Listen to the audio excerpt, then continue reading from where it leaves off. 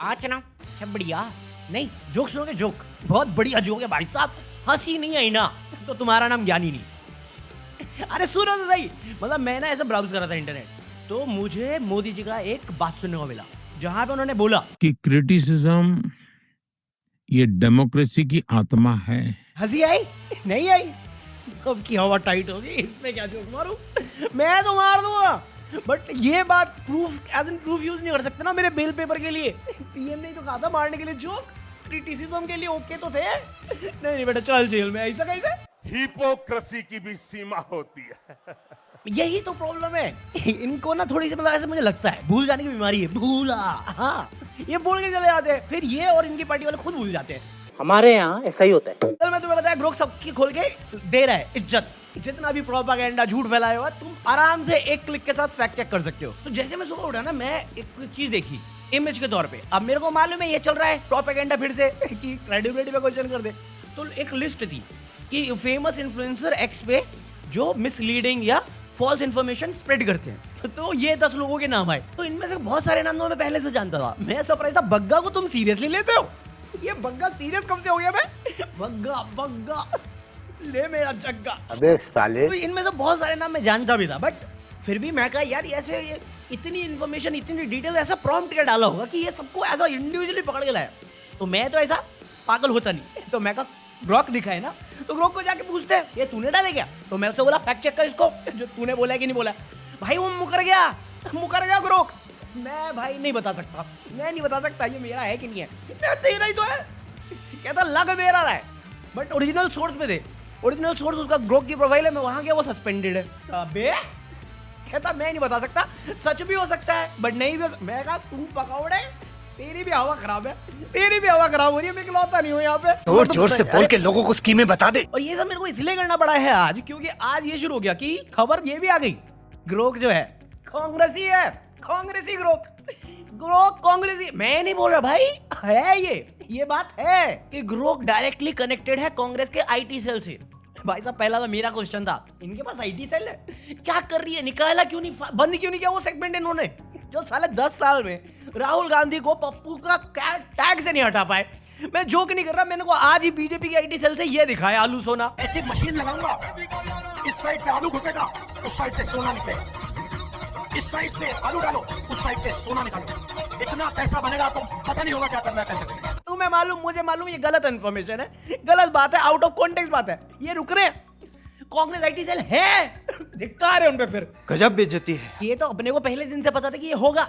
और दूसरी चीज, अपने को ये भी मालूम है कि ग्रुप जो भी इंफॉर्मेशन तुम्हारे पास आ रही है या जितना भी वायरल जा रहा है, ऐसा नहीं है पब्लिक डोमेन में नहीं, या तुम्हें पता नहीं हो। अगर थोड़ी भी तुम रिसर्च करते होगे या ऑनलाइन रहते होगे, तुम्हें पता हैगा कि ये जो बोल रहा है वैलिड है, रीजनेबल है और ट्रुथ है। हम सबको पता है, बस हम सबकी हवा खराब रहती है। हम सब फेंक नहीं पाते, हम सब में इतनी हिम्मत नहीं आती, क्योंकि वो आई है, ये आई है, अपनी भाई थोड़ी है। मोदी जी क्या कर लेंगे इसका, वो भी उसको पता है कि कुछ नहीं कर पाएंगे। ऐसा मैं नहीं कह रहा, ऐसा किसी ने पूछा उससे, मतलब टीपू सुल्तान और आरएसएस के बीच में कंपैरिजन कर रहे थे। इसने आरएसएस को घटिया बोला टीपू सुल्तान के कंपैरिजन में, कि टीपू सुल्तान एक्चुअल देशभक्त था। मैं कहा तू साले सच में बैन होगा। फिर किसी ने पूछा कि भाई तेरे को डर नहीं लग रहा बैन कर देंगे? ऐसा बहुत कम चांसेस है इंडिया में मेरे को बैन करने का। कोई एक रूल है डीपीडीपी का, 2023 का कोई एक्ट है, अगर उसमें करूंगा तो चांसेस है कि वो मुझे, बट फुली बैन अभी भी बहुत कम चांसेस है। मैं कहा तू सही खेल रहा भाई, अपने को तो सीधा जेल डाल देंगे, तेरा क्या है, तू तो क्लाउड है। बात तो सही है। और जैसा मैं कह रहा कि ग्रुप जो भी बातें बोल रहा है वो पब्लिक इन्फॉर्मेशन है, तुम्हें मालूम है, मुझे मालूम है, बस हम बोलते नहीं। वरना पता तो हमें भी है कि मोदी जी एक नंबर के हैं अच्छे इंसान, जो कहानियां बढ़ा चढ़ा के बताते हैं।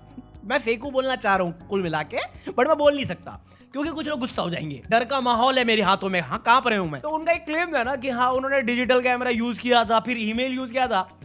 तो ग्रोक ने तो बड़े सिंपल वे से सॉल्व कर दिया था उसे कि नहीं भाई झूठ है, ऐसा कुछ नहीं है। सबने बोला ये प्रूफ ही नहीं है, हो ही नहीं सकता। ये तो भाई मोदी जी से मजे लेने लग गया। मैं कहा तू तो शरीफ आदमी था, तू मोदी जी से मजे ले रहा है। मोदी और उसके टाइम ट्रैवलिंग गैजेट्स, मेरे दिल से मोदी जी के लिए आ गया। सज्जन को क्या तकलीफ है भाई?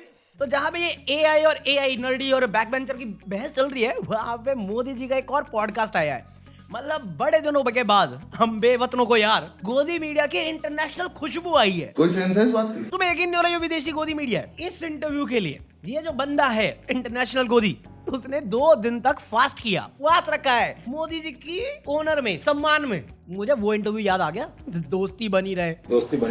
गायत्री मंत्र रट लिया इसने। मैं क्या बताऊं, ये बंदे ने इतनी मेहनत करी। मोदी जी ने क्या किया, तुम्हें नेशनल एजुकेशन पॉलिसी के नाम पे 3 लैंग्वेज सीखने के लिए बोला।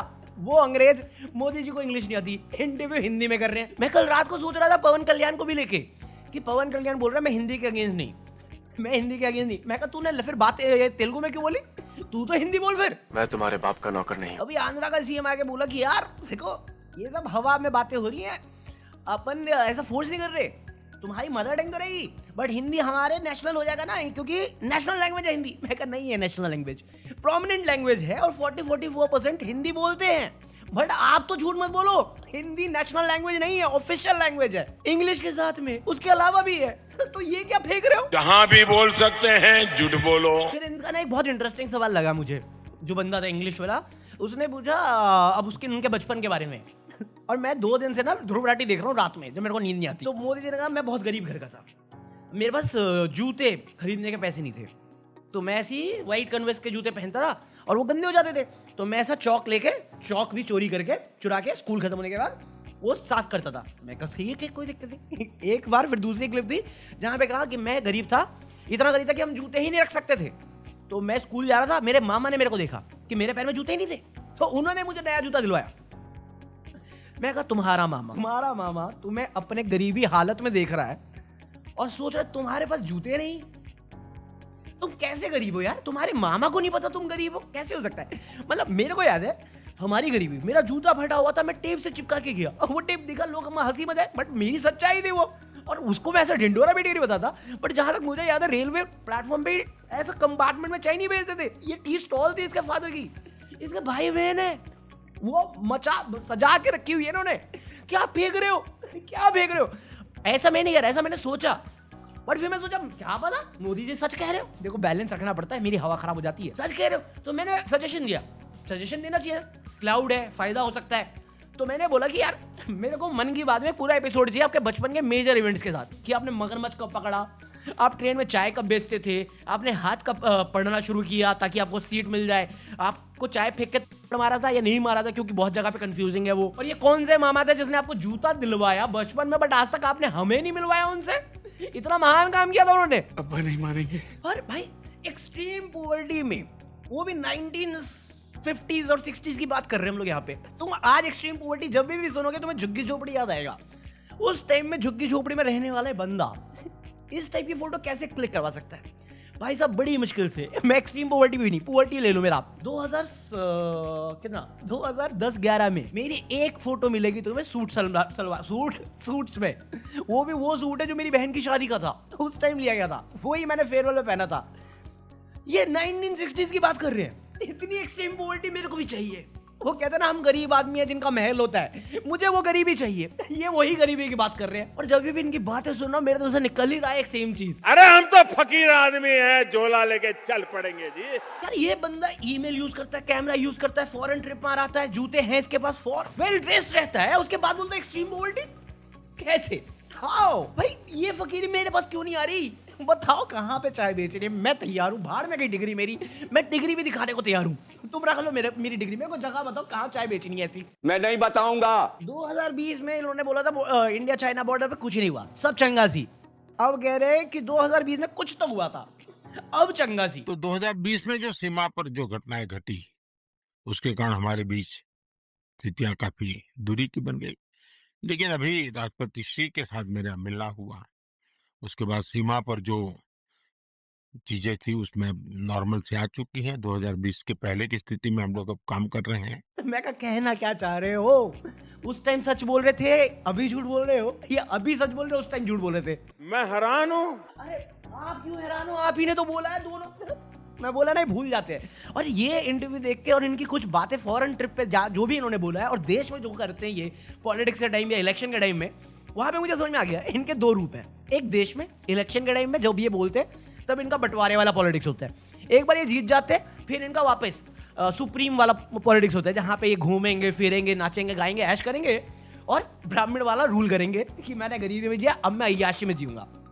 बट जैसे ये फॉरेन में जाते हैं वहाँ पे इनका एक अलग इंटरनेशनल लेवल का पॉलिटिक्स होता है जहाँ पे ये ह्यूमन राइट्स की बात करेंगे, अच्छे अच्छे मैसेज देंगे कि डेमोक्रेसी की सोल है क्रिटिसिज्म, माने या ना माने कुछ मतलब नहीं उससे, बोल देंगे कुछ भी बोल देंगे। जब से बिहार इलेक्शन सर पे आए कुछ भी अनाप शनाप बोल देते हैं। इंटरनेशनल लेवल पे कुछ ज्यादा ही बिजनेसमैन और एक देश के नेता प्रधानमंत्री का निजी रिश्ता हो जाता है, वासुदेव कुटुंबम हो जाता है, पता नहीं क्या हो जाता है। अब देखो यही पे ये चीज हो जाती है कि मोदी जी क्या बोलते हैं और कितना सच बोलते हैं, इस पे डाउट होता है मेरे को कि उनकी बातें दिल पे लूं, दिमाग में लूं, सीरियसली लूं कि नहीं लूं।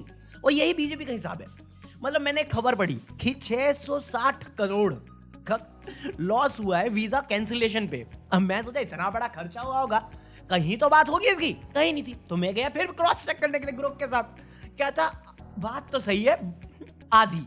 मैं कहा आधी कैसे, 664 करोड़ का लॉस हुआ, सच बात। ऑस्ट्रेलिया और न्यूजीलैंड ने सबसे ज्यादा रिजेक्शन करे वीजा, सच बात। बट यूएई टॉप रिजेक्टर है, ऐसा डेटा अवेलेबल नहीं है। तो सच भी हो सकता है नहीं भी हो सकता, इसलिए आधी सच बात। अबे तो बोलना मोस्टली सच है और कोई बात नहीं हुई इसमें। अब तुम फालतू में अप्लाई कर रहे हो, वो पैसा कमा रहे हैं, हम लॉस में जा रहे हैं, मीडिया हाथ पे हाथ। वाह मोदी जी क्या बोले आप, मुझे परवाह ही नहीं है। हाँ तो आज के लिए यहाँ पे इतना कॉफी है, पता नहीं कितनी लंबी वीडियो जाएगी, बस 30 मिनट से ऊपर रिकॉर्ड कर लिया मैंने, तो देखते कितनी लंबी जाएगी। बट अगर एंजॉय किया हो तो लाइक कर देना, लाइक कर दिया करो यार, तुम लाइक नहीं कर रहे यार वीडियो, यार देख रहे हो वॉच टाइम देख रहे हो, लाइक कर दिया करो। और देखो अगर तुम्हें कहीं पे भी लगता है ना मैं एंटू हिंदू हो रहा हूँ, एंटी हिंदू हो रहा हूँ, जस्ट बिकॉज मैं वो बता रहा हूँ जो सबको पता है, बस तुम डिनाइल में रहना चाहते हो, तो तुम बिना बोले निकल जाओ क्योंकि मुझे फर्क नहीं पड़ता। मैं 420 से 406 पेट का हूँ, 406 से 405 भी जाएंगे, 400 भी जाएंगे, मेरे को फर्क ही नहीं पड़ता। जितने देख रहे हैं देखने दो, मेरे को जो सही लगता है मैं बोल देता हूँ। तुम एग्री करना है डिसएग्री करना है वो तुम कमेंट में कर सकते हो, बट ये धमकी मत दो क्या तू एंटी हिंदू हो रहा है इसलिए मैं छोड़ के जा रहा हूँ। जा भाई तू जा रे, मैं परेश रावल, तू Akshay Kumar, do whatever you want to do, peace out. मुझे कौन सा वोट देने वाले हो, पीस, लीव अ लाइक। मुझे परवाह ही नहीं है।